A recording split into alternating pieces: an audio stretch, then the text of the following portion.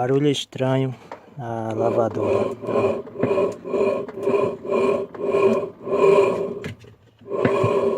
São os rolamentos. Eu vou mostrar lá aqui, ó. Vou retirar a polia e mostrar aí pra vocês. Eu já retirei a polia. Ó. Barulho. Os rolamentos.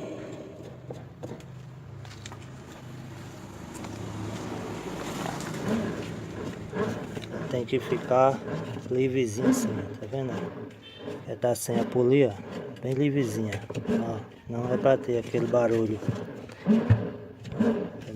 O barulho estranho é nos rolamentos do motor. Então vou ter que fazer, porque dá pra funcionar isso, com os rolamentos desse barulho aí, mas fica um barulho muito chato. Então vou ter que trocar os rolamentos ou ver aí, fazer uma lubrificação nos mesmos para ver se melhora. Então valeu, essa aí foi a dica.